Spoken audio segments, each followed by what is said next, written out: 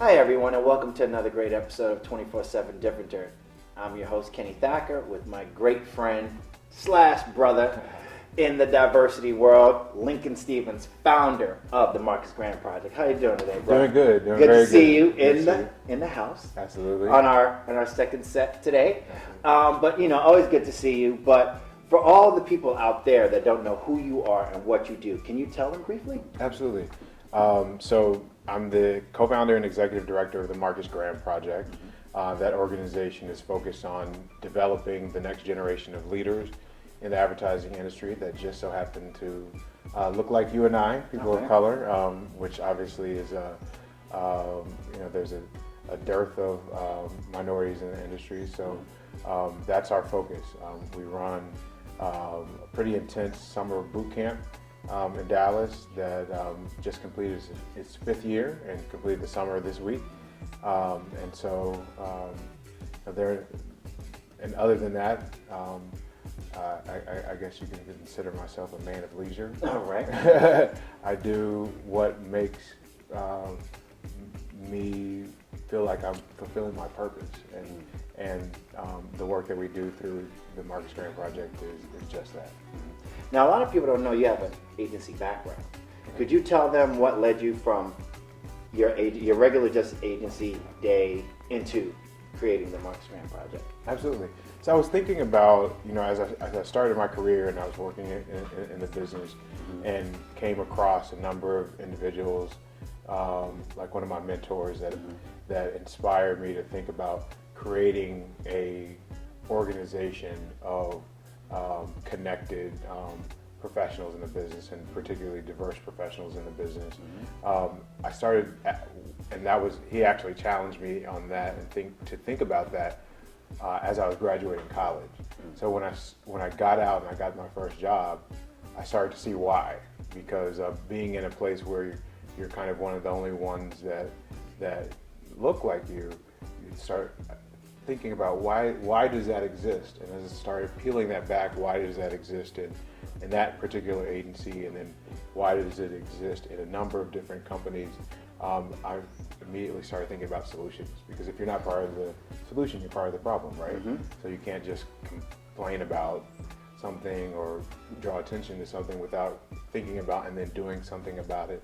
So as I continue to think, what could we do to do our part in this much larger and broader conversation, I started asking individuals why they got into advertising, and there were an overwhelming of some of my friends in Chicago that were working in the business that said that they had watched this movie Boomerang in 1992, and Eddie Murphy's character Marcus Graham, which we're named after and inspired by, was a pretty cool advertising, marketing executive, amongst other things. If you're watching and you're not 18, don't watch it. I saw it 4 times. Hey, Hallie. Right, exactly. So just thinking about that. So, but the real thing that took it the next step further and actually taking it from an idea and moving it into an actual organization was really taking some time, a step back, and meditating and kind of asking God, really, what should I do in my life? What do you want me to do next? And that answer, as I was standing out on my balcony the night after President Obama was elected in 2008, that answer was, you have this idea, now move home, quit your job, and move forward in it. And so I did just that. I was on a flight, happened to be on my birthday in November, and moved back to Dallas, back on my mom's sofa, and just got to work, and started building the organization.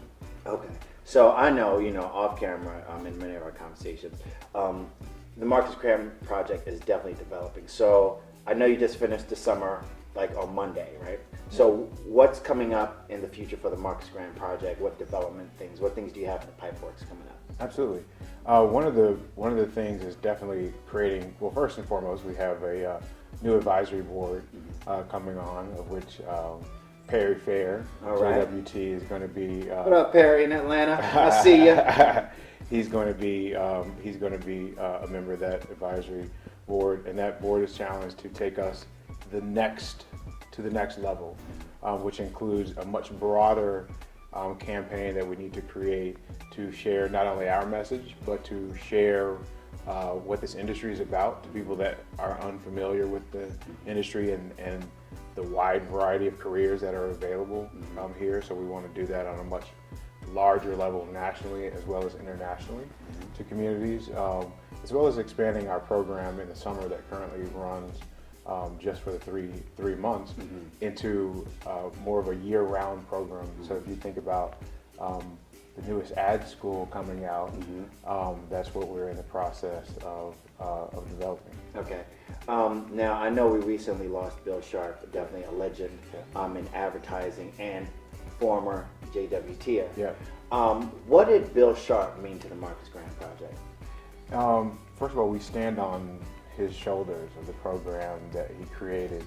It was one of the first programs, the first program to be created to train particularly African Americans in the 60s for careers in the advertising industry. He was a group copy supervisor at JWT in Chicago, and JWT hosted some of the first sessions. And just having gone back and recently participated in speaking with his family, Tom Burrell is one of his cousins, Carol H. Williams is one of the first people to enter his program. It means that the legacy that was created, that it is our responsibility to continue it and to think about new ways of doing it more effectively, breaking down some of the barriers that might have been created even in those days, and some of the things that still exist now, and to just continue to work. And that was one thing he said, the last conversation that I had with him, I said, you guys created a program in the 60s to do the same thing we're doing now. Still a lot of room for change and improvement, even if you look at the percentage from then to now. Is this worth it anymore? Should we continue doing it? And he looked me square in my eyes and said, do not stop. You cannot stop. That's it. That's all he said. And so knowing that and knowing now that we truly stand on his shoulders, with him recently having passed, that last conversation means more now than it did then. It meant a lot then.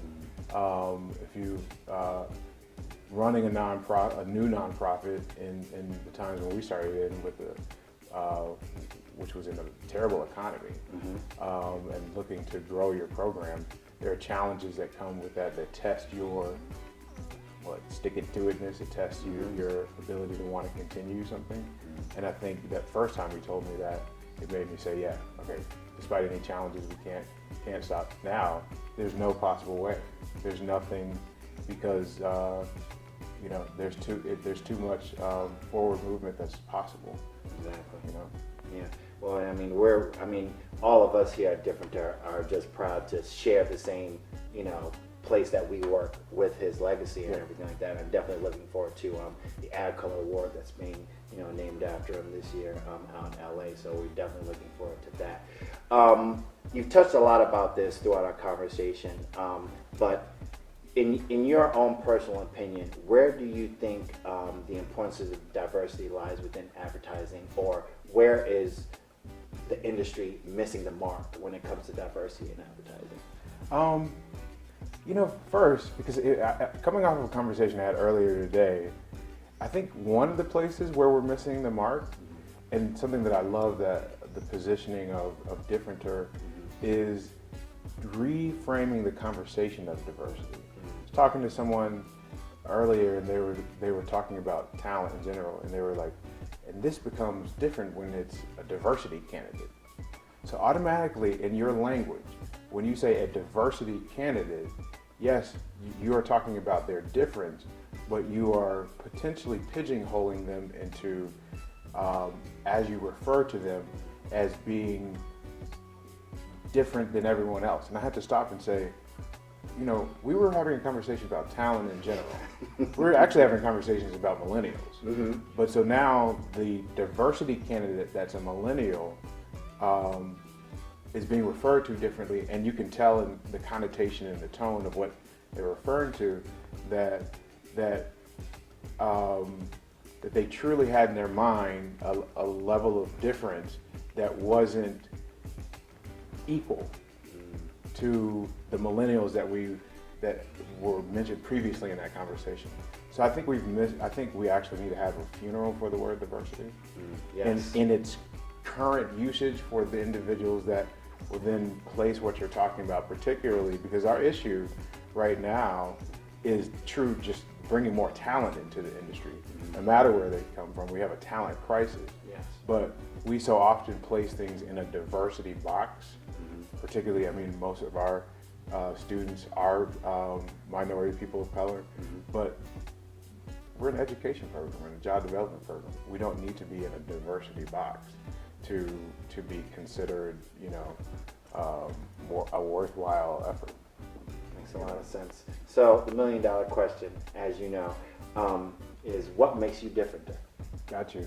What makes me different is I'm from another country, and that's called Texas.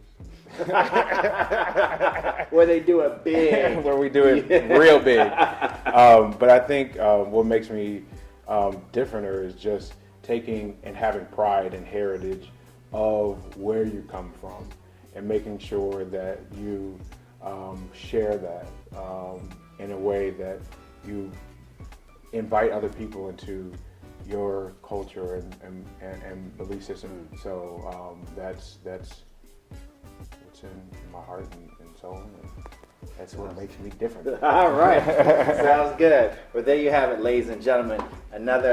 A lot of jewels in this interview today. So hopefully you guys are writing all of this down.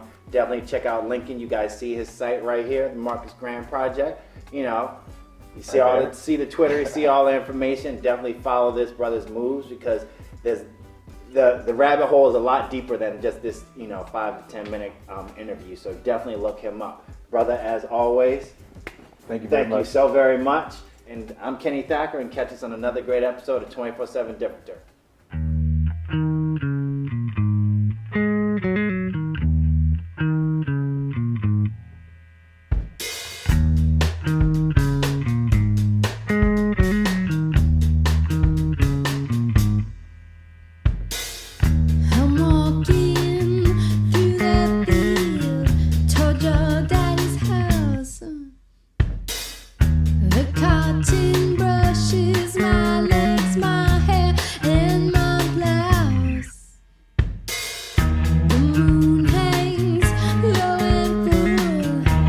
Shows me